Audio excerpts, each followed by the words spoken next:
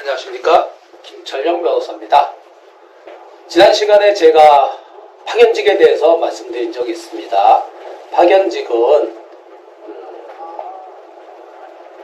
개인적으로는 별로 바람직하지 않은 제도이다. 하지만 초창기에는 노동부에서도 이 부분에 대해서 엄청나게 단속을 많이 했지만은 현실적으로 너무나 많은 파견업체가 우후죽순처럼 난립했고, 그 다음에 이것이 또 어느 정도 일정한 측면에 있어서는 고용을 증대시키는 그런 효과도 무시할 수 없기 때문에 현실에 굴복해서 파견직을 법적으로 인정하게 된 것까지 제가 말씀을 드렸습니다.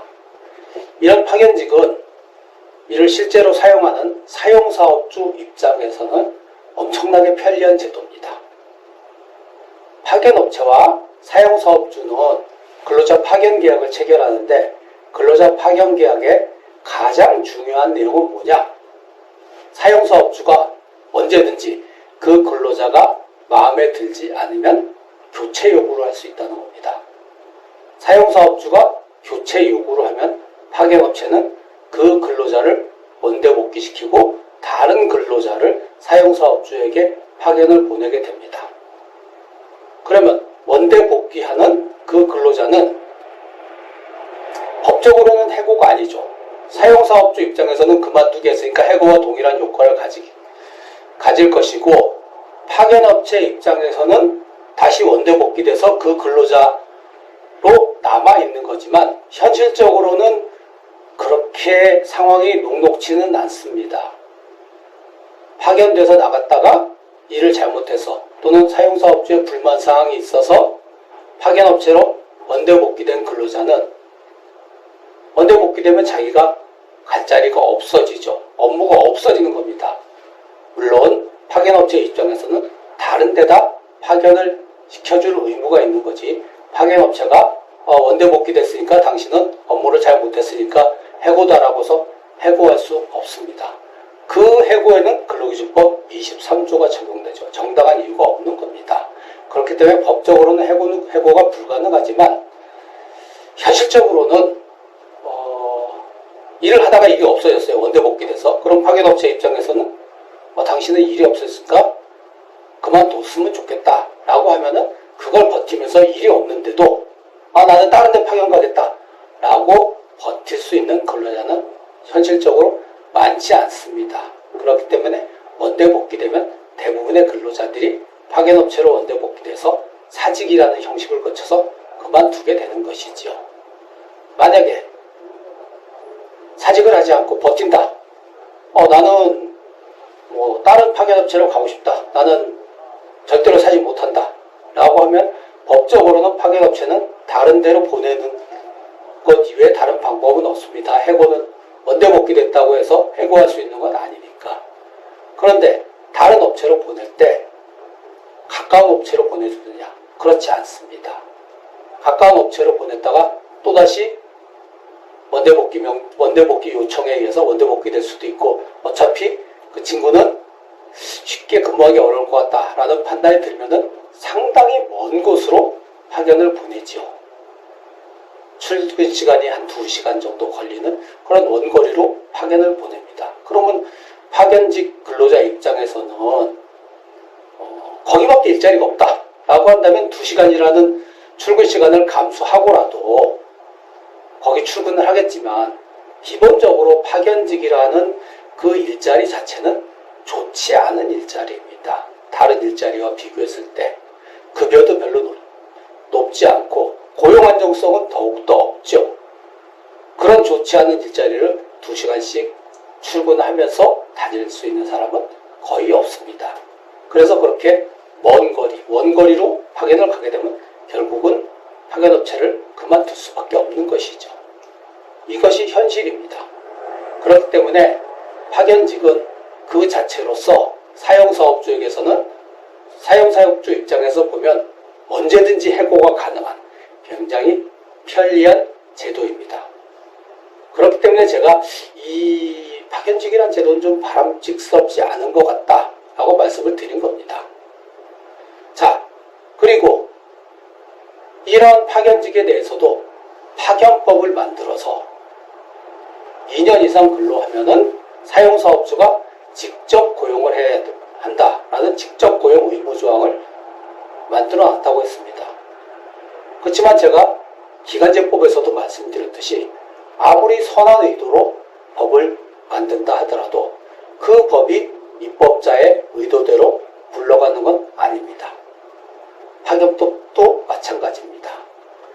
2년 이상을 쓸 수 없기 때문에 2년이 끝나면은 그 파견 근로자를 원대 복귀시키고 다른 근로자를 파견받지, 그 파견 근로자를 2년이 지났다고 해서 직접 고용해서 정규직으로 채용하는 경우는 제가 알고 있는 법에서는 거의 없다고 알고 있습니다. 그리고 법의 맹점이 또 하나 있습니다. 법에는 사용사업주가 직접 고용하여야 한다 라고만 규정되어 있습니다. 그걸 정규직으로 고용하여야 한다 라는 규정이 없습니다. 직접 고용하기만 하면 되는 것이지요. 그래서 대부분의 경우에는 파견직을 2년을 쓰고 그 다음에 원대복귀를 시키고 그 다음에 다른 근로자를 또 파견을 쓰고 받아 쓰고 하는 것이 일반적인 형태인데, 만약에 그 근로자를 직접 고용해서 더 쓰고 싶다 라고 했을 때 보통은 정규직으로 직접 고용하는 것이 아니고 기간제 근로자로 직접 고용합니다. 계약직으로 직접 고용하는 것이지요. 왜? 법에 정규직으로 직접 고용하라고 써있지 않기 때문에 계약직으로 직접 고용합니다. 그러면은 계약직은 또 2년 동안 쓸 수 있죠. 그리고 2년이 넘어가면 무기계약직이 되는 거니까 2년까지만 씁니다. 그러면 파견직 2년 플러스 계약직 2년, 그래서 4년까지 쓰고 그 다음에는 더 이상 쓰지 않는 것이지요. 예, 애당초 파견법이 예정한 것과 다른 결과가 나타나는 겁니다. 그리고 파견법에는 또 다른 허점이 하나 있습니다. 이거는 제가 직접 예전에 노동위원회에서 공익위원을 할 때 처리했던 사건인데, 방송국에서 기자들을 태우고 다니는 취재 차량이라는 게 있습니다. 취재 차량의 운전기사들이 대부분 방송국의 정규직 근로자가 아니고 거의 대부분 파견업체에서 운전기사들을 파견을 받아서 사용합니다. 그러면은 그 운전기사는 예컨대 KBS에서 보도 차량을 2년을 운전했다. 그리고 2년이 넘어갈 때쯤 됐어. 2년을 했으면은 그 다음에 KBS에서 직접 고용을 하는 게 아니고 원대복귀 됩니다. 그리고 원대복귀 돼가지고 이 근로자는 다시 MBC로 파견이 됩니다. 그리고 MBC에서 2년 동안 또 운전기사를 하죠.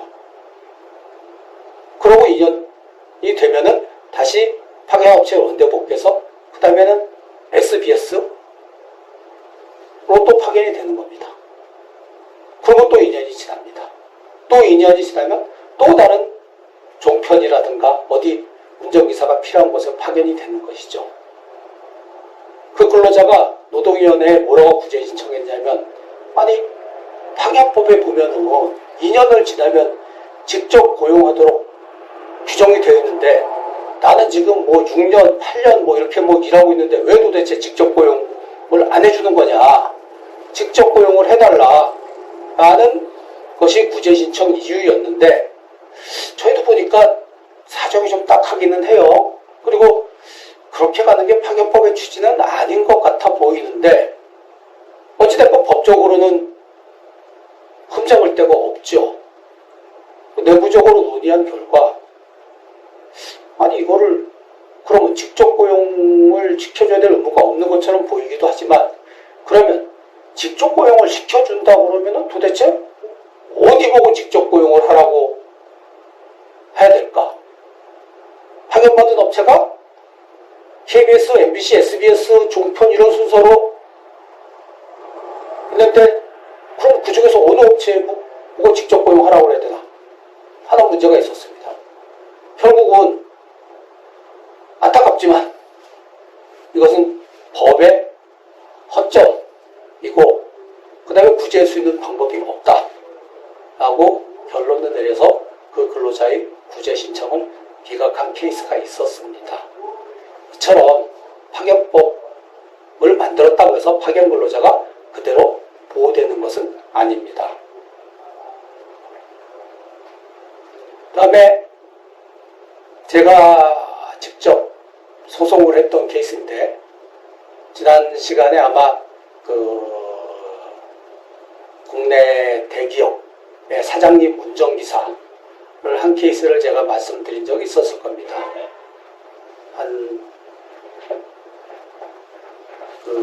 계약, 그러니까 파견직 근로자라 하더라도 파견업체에서 고용을 해서 파견을 시켜주는 게 아니고, 대부분은 사용업체에서 자기들이 면접을 보고 채용해서 일단 그 사람을 뽑으면 그 사람을 파견업체로 보내서 거기 직원으로 등록을 시킨 다음에 다시 파견을 받는 것이 일반적이다 라는 설명을 드린 적이 있을 겁니다.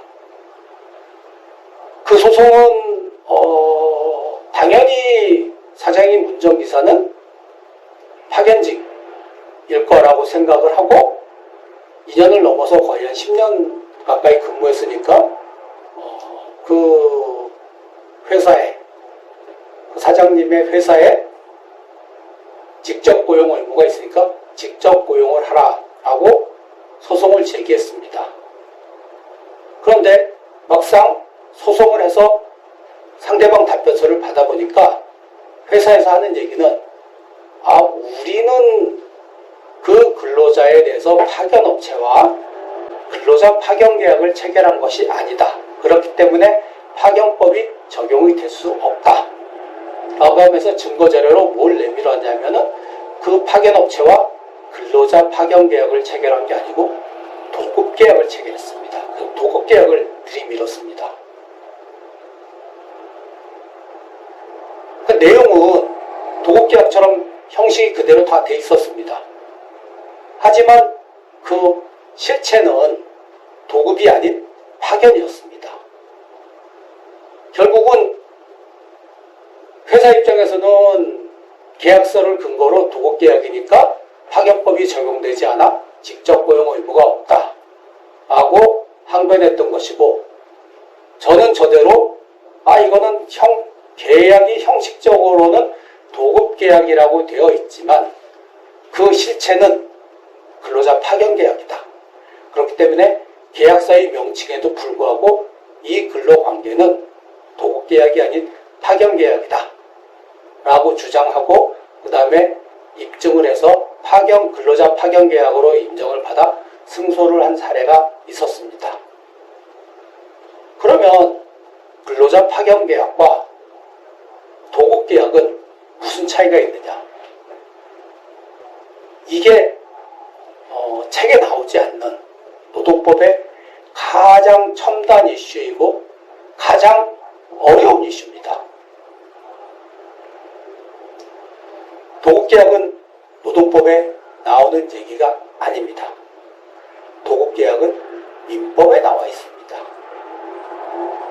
제가 노동법에 대한 설명을 할 때, 최초의 설명을 드렸을 때 노동법이란 것이 사용자가 자기들의 자의에 의해서 근로자들을 보호하기 위한 목적에서 선의로 노동법을 만든 것이 아니다라는 사실을 말씀드린 적이 있을 겁니다. 그렇기 때문에 사용자 입장에서는 어쩔 수 없이 전 세계적인 그런 영향에 밀려서 어쩔 수 없이 부득이하게 노동법을 만든 것이기 때문에 사용자 입장에서는 노동법이 쉽게 지킬 수 있는 것이라고 하면은 그 부분은 쉽게 지키지만 쉽게 지킬 수 없는 부분에 있어서는 어떻게 하면 이것을 피해갈 것인가 하는 방법을 강구하게 됩니다.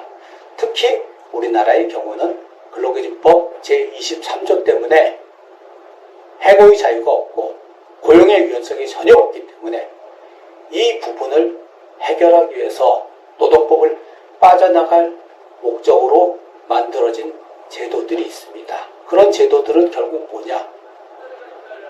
노동법을 우회해서 민법의 적용을 받는 것이죠. 왜냐? 민법에는 계약 자유의 원칙이 적용되고 계약 자유의 원칙이 적용되는 법에서 노동법이 해당 조항이 없으면 그 계약 자유의 원칙에 의해서 자신들이 마음대로 그 근로관계, 고용관계를 가지고 갈 수 있기 때문입니다. 자, 그러면 오늘은 파견직에 대해서 여기까지 설명을 드리고 다음 시간에 도급계약에 대해서 설명을 드리도록 하겠습니다. 감사합니다.